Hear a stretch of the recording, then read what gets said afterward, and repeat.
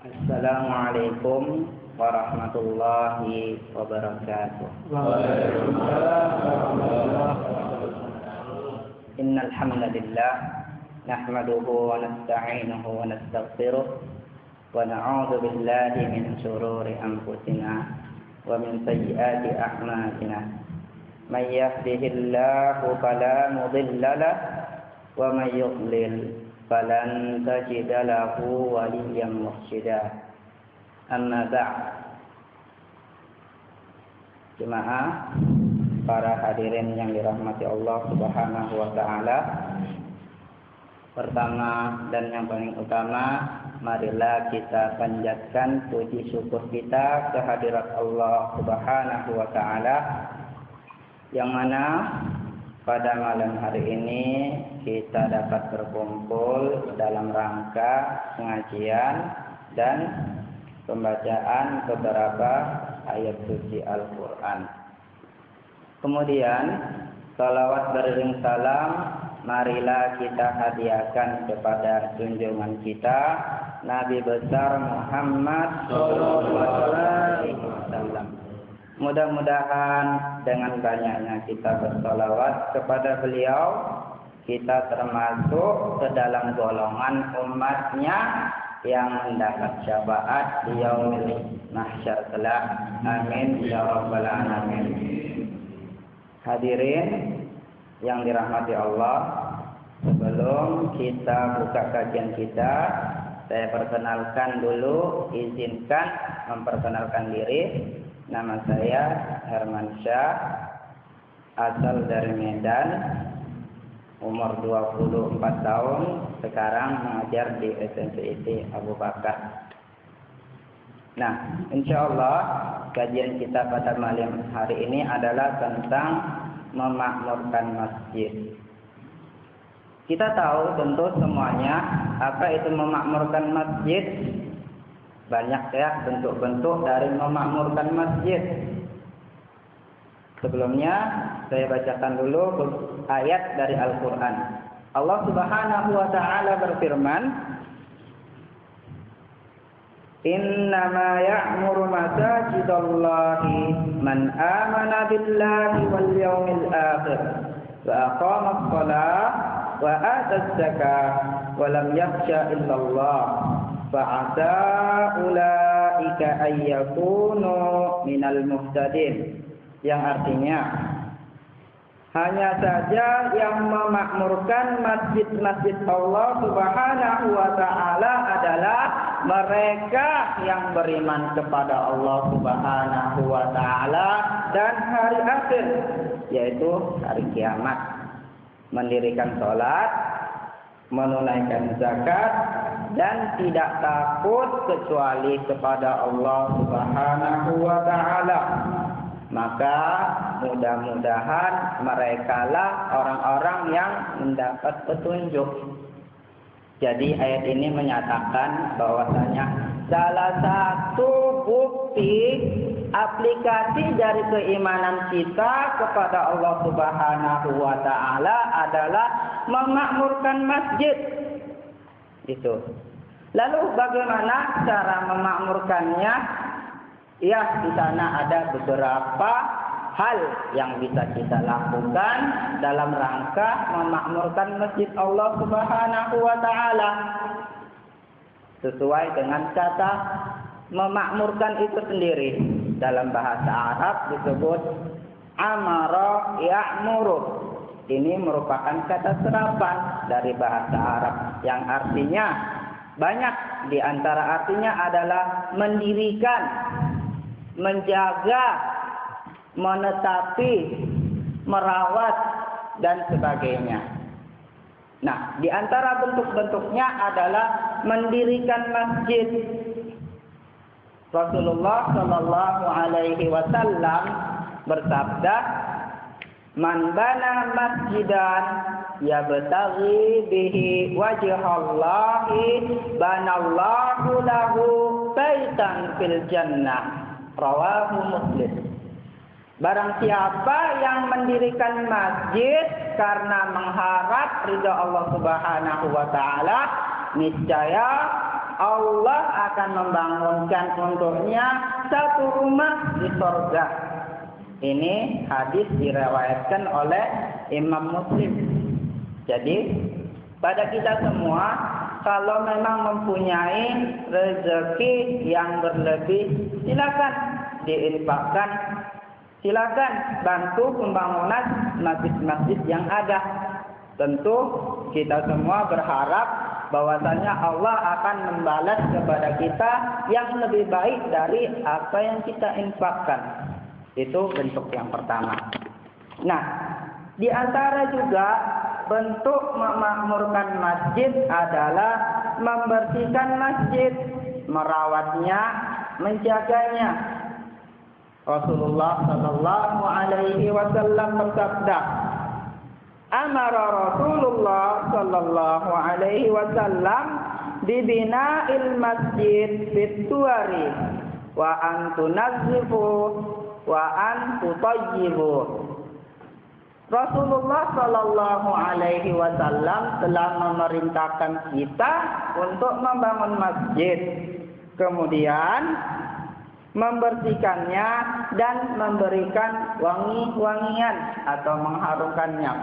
Alhamdulillah, rata-rata masjid terutama di kota-kota itu sudah terurus, ada pengurusnya, dibersihkan.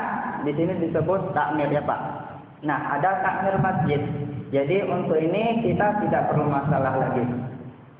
Kemudian juga yang ketiga, di antara bentuk memakmurkan masjid adalah melakukan sholat berjamaah, zikir dan tilawatul Quran di dalam masjid. Rasulullah sallallahu alaihi wasallam bersabda, inna hadhil masajid la taslu fi syai'in min hadzal bauli walal qadari, innama hiya li dzikrillahi azza wa jalla was salati wa qiraatil Quran, yang artinya sesungguhnya masjid itu tidak pantas dikotorin. Hanya saja masjid itu untuk berzikir kepada Allah Subhanahu wa taala, didirikan salat di dalamnya dan membaca Al-Qur'an. Kalau kita lihat sejarah Rasulullah sallallahu alaihi wasallam, maka masjid itu mempunyai banyak fungsi, multifungsi. Jadi pada masa Rasulullah sallallahu alaihi wasallam, masjid merupakan pusat pendidikan, pusat ekonomi, dan pusat pemerintahan. Di dalam masjid inilah Rasulullah sallallahu alaihi wasallam membina para sahabatnya, mengajari berbagai ilmu, membentuk akhlak para sahabat, sehingga kita kenal bahwasanya para sahabat merupakan generasi yang tangguh atas didikan Rasulullah sallallahu alaihi wasallam, dan itu dididik di dalam masjid. Kemudian juga di antara fungsinya pada masa Rasulullah adalah pusat perekonomian. Bagaimana? Di antaranya juga bidang yang ada di masjid itu dijadikan baitul mal, seperti koperasi, pengolahan keuangan, distribusi, infak, zakat, sedekah, dan bentuk-bentuk kegiatan sosial. Itu pada masa Rasulullah. Kemudian juga masjid merupakan pusat pemerintahan Rasulullah. Jadi pada masa Rasulullah segala aktivitas kepemerintahan itu pusatnya di dalam masjid. Ketika musyawarah dilakukan di dalam masjid. Ketika mengatur strategi untuk peperangan, hal itu juga dilakukan di dalam masjid. Ketika melakukan sidang terhadap orang-orang yang mempunyai perkara, dan itu dilakukan di dalam masjid. Begitulah pada masa Rasulullah Shallallahu Alaihi Wasallam, kemudian diikuti oleh para sahabat dan tabi'in, kemudian tabi'ut tabi'in. Namun seiring dengan perkembangan zaman, lama-kelamaan masjid itu mengalami penyempitan fungsinya. Apalagi pada masa kita sekarang, masjid hanya dijadikan hanya tempat sholat belaka. Itu pun dibuka ketika waktu sholat. Ketika sholat selesai, tutup pintunya. Sudah selesai. Jadi hanya sebagai simbol. Lumayan kalau isi masjid itu banyak yang sholat. Namun kalau kita perhatikan di mana-mana yang terjadi adalah masjid-masjid hanya sedikit saja. 1 shop, 2 shop paling banyak. Ya. Oleh karena itu, bapak-bapak yang dirahmati Allah Subhanahu wa taala, mari kita mulai dari diri kita, walaupun kita tidak sampai bisa melakukan apa yang pernah dilakukan oleh Rasulullah dan generasi terbaik dari umat ini, kita mulai dari hal yang terkecil, walaupun itu merupakan penyempitan dari fungsi masjid. Apa itu? Melakukan sholat jamaah di dalam masjid. Coba kita perhatikan firman Allah Subhanahu wa taala. Apa kata Allah Subhanahu wa taala dalam surah Al-Baqarah? Disebutkan wa aqimus sholata wa atuz zakata warka'u ma'ar raki'in. Artinya, dirikanlah sholat, tunaikanlah zakat, dan rukuklah kalian bersama orang-orang yang rukuk. Apa maksudnya rukuk bersama orang-orang yang rukuk? Ini tidak lain dan tidak bukan, maksudnya adalah sholat berjamaah di dalam masjid. Coba kita perhatikan satu persatu dari perintah ini. Ini merupakan satu rentetan kata dalam satu ayat dalam bentuk perintah. Yang pertama, saya tanya, wa aqimus shalah, dirikanlah salat. Wajib mendirikan salat? Wajib tidak? Wajib. Kemudian wa aqimus shalah wa atuz zakat, dan tunaikanlah zakat. Wajib menunaikan zakat? Wajib juga. Warka'u ma'ar raki'in, dan sujudlah bersama orang-orang yang sujud. Jadi kesimpulannya adalah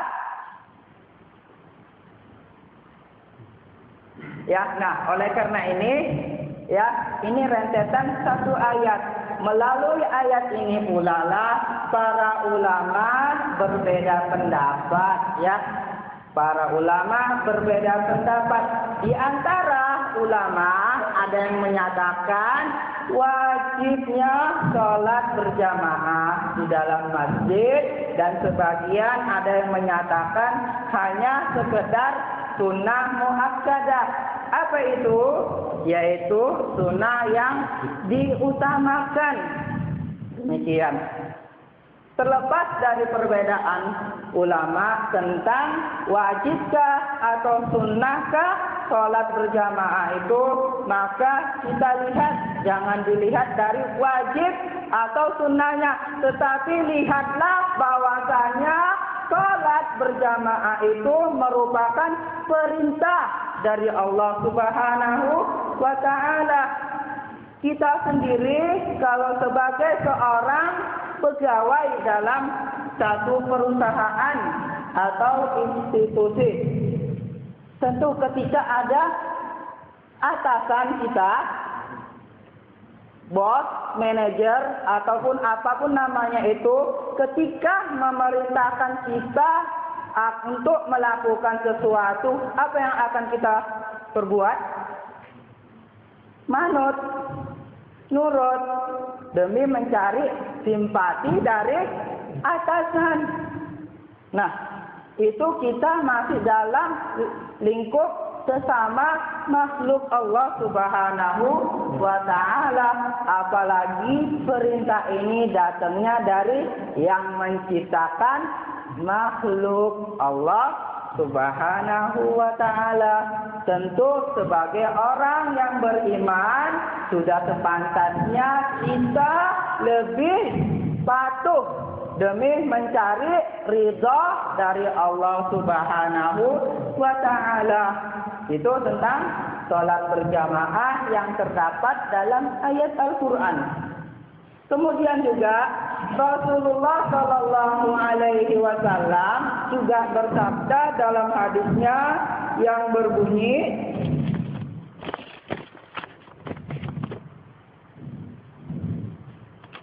"Man sarrahu ayyulqiyallahu ghadan musliman falyuhafiz ala salawati haitsu yunada bihinna."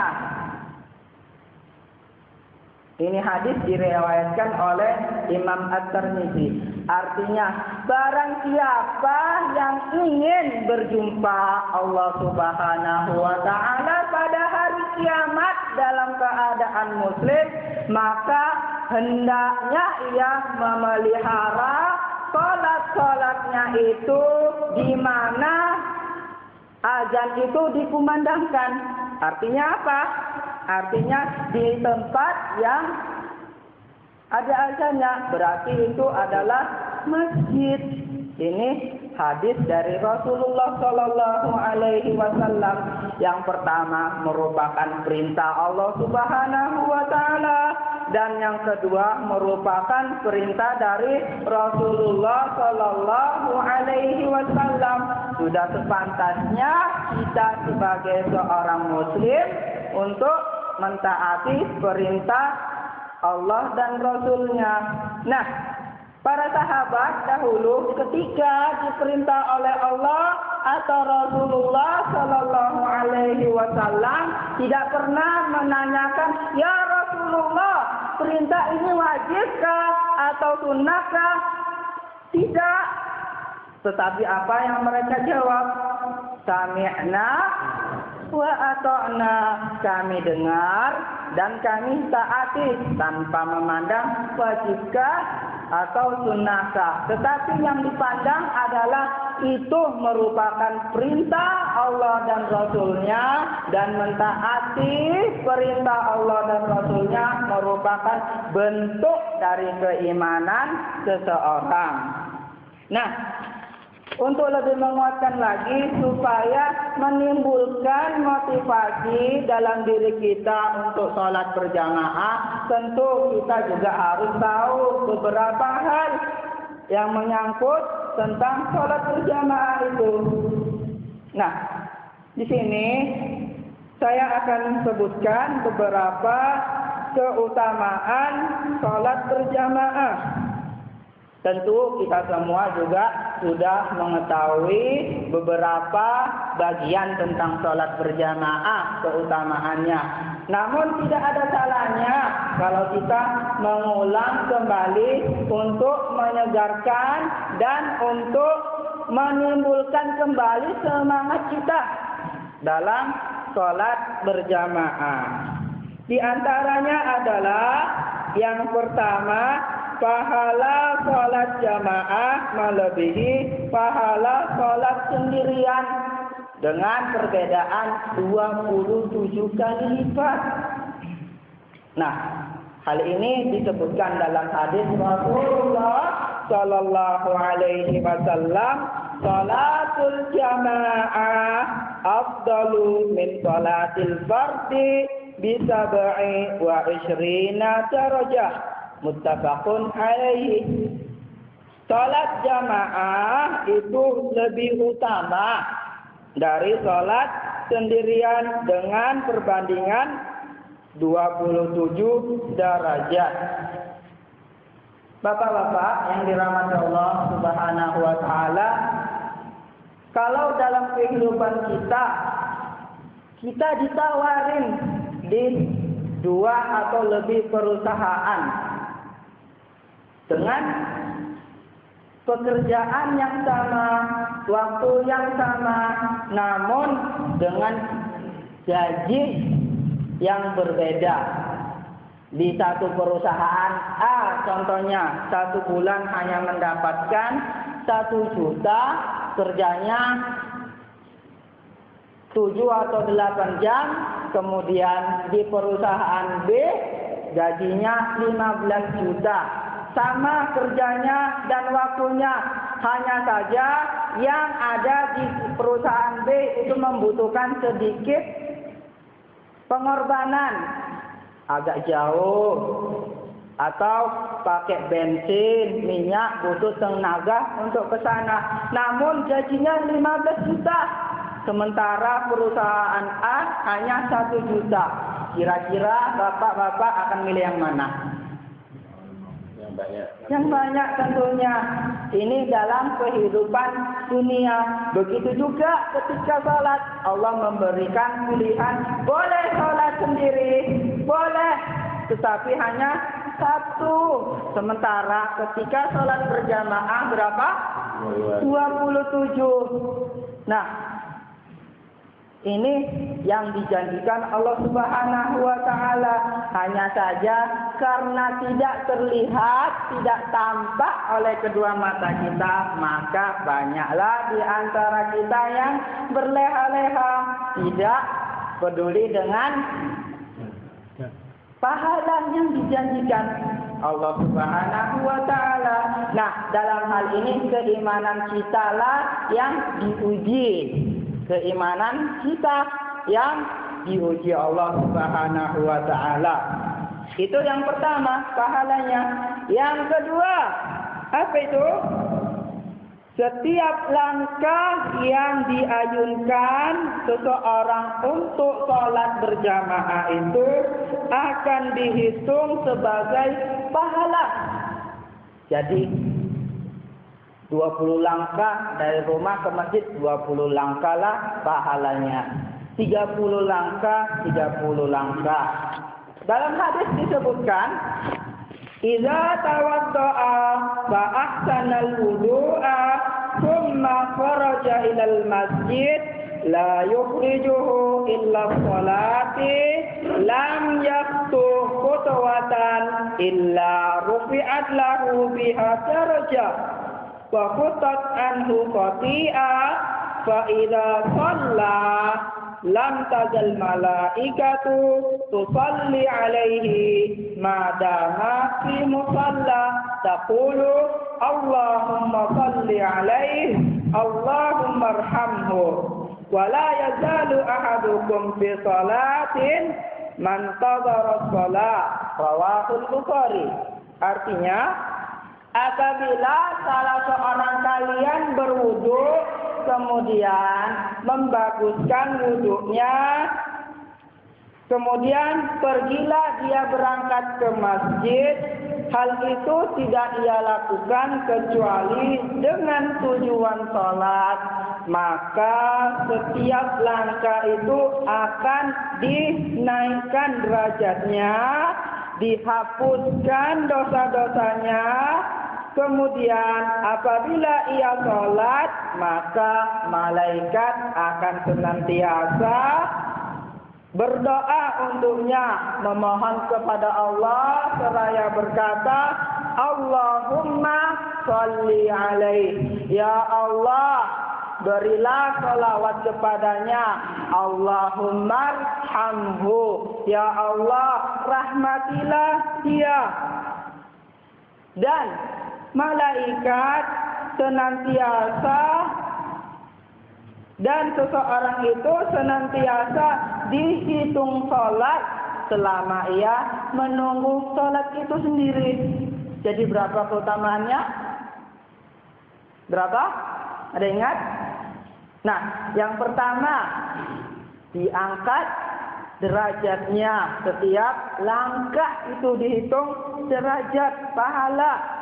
Yang kedua, dihapuskan dosa-dosanya. Kemudian yang ketiga, didoakan malaikat. Bayangkan, malaikat yang mendoakannya. Keempat, dihitung pahala sholat selama ia menunggu sholat. Ini tidak melakukan apa-apa. Konon apalagi kalau datang dari rumah berwudu sampai masjid sholat, kemudian sambil menunggu waktu sholat membaca Al-Quran atau berzikir, tambah sekali lagi berkali-kali lipat pahala orang tersebut. Itu hanya sekedar berangkat dari masjid menuju ke masjid. Berapa banyak pahala yang didapat? Berapa banyak dosa-dosa, kesalahan yang dihapus? Berapa banyak malaikat mendoakannya? Berapa banyak pahala yang dijanjikan Allah selama ia menunggu waktu sholat? Nah, kemudian juga dalam hadis disebutkan orang yang sholat selama 40 hari dan tidak pernah ketinggalan takbiratul ihram akan dijamin mendapatkan dua hal. Yang pertama dari sifat munafik, yang kedua dari neraka. Nah, dalam hadis disebutkan man shalla arba'ina yauman fi jama'ah yudriku takbiratul ula kutiba lahu bara'atani, bara'atun minan nar wa bara'atun minan nifaq. Barang siapa yang sholat selama 40 hari 5 waktu dalam keadaan berjamaah dan menemukan takbiratul yang pertama, takbiratul ihram, maka Allah Subhanahu wa taala akan menuliskan, menetapkan untuknya dua macam hal. Yang pertama, bebas dari api neraka. Yang kedua, bebas dari sifat munafik. Kenapa demikian? Nah, hal ini juga sebagai bentuk ujian dari Allah Subhanahu wa taala. Karena sebagian orang merasa berat ketika datang ke masjid untuk mendapatkan takbiratul yang pertama, takbiratul ihram. Oleh karena itu, Allah Subhanahu wa taala menguji dari hamba-hambanya yang beriman bahwasannya orang yang selalu menjaga sholatnya akan dipastikan bebas dari sifat munafik. Na'udzubillah. Karena orang-orang munafik itu ketika sholat hanya bermalas-malasan. Dalam Al-Quran disebutkan, wa idza qamu ila sholati qamu kusala. Apabila mereka mendirikan sholat, mereka pun sholatnya bermalas-malasan. Na'udzubillah. Mudah-mudahan kita terhindar dari sifat-sifat orang munafik. Nah, kemudian di antara juga keutamaan sholat berjamaah adalah Allah Subhanahu wa taala mencapnya sebagai orang yang beriman. Cap dari Allah diberikan kepada orang tersebut bahwasanya orang itu beriman. Dalam hadis disebutkan, idza ra'aitumur rajula ya'tadul masajid fashhadu lahu bil iman. Apabila kalian lihat ada seseorang yang kerjanya bolak-balik ke masjid, maka saksikanlah bahwasanya orang tersebut beriman. Yang terakhir, bahwasanya orang yang selalu sholat berjamaah maka akan dijanjikan Allah Subhanahu wa taala pada hari kiamat mendapat naungan. Yang mana pada hari kiamat nanti matahari terasa sejengkal. Nah, orang yang selalu menjaga sholatnya tidak akan merasakan hal itu. Karena sudah Allah janjikan dalam hadis Rasulullah Sallallahu Alaihi Wasallam, sab'atun yazilluhumullahu yaumal qiyamah la zilla illa zillu faminhum ar-rajulu muta'alliqun qalbu ilal masajid. 7 golongan yang Allah akan menaunginya pada hari kiamat, di mana pada hari itu tidak ada naungan apapun kecuali naungan Allah Subhanahu wa taala. Adalah di antara mereka orang yang hatinya selalu terpaut dengan masjid. Nah, itu di antara beberapa keutamaan memakmurkan masjid, yang yaitu sholat berjamaah. Ya, mudah-mudahan dengan kajian ini kita termotivasi, timbul semangat kita untuk memakmurkan masjid kita, walaupun tidak seperti pada masa Rasulullah Sallallahu Alaihi Wasallam yang mempunyai multifungsi. Minimal kita isi ramaikan masjid kita dengan sholat berjamaah. Ya, mudah-mudahan apa yang saya sampaikan bermanfaat bagi kita semua. Lebih kurang saya mohon maaf. Billahi taufiq wal hidayah. Wassalamualaikum warahmatullahi wabarakatuh.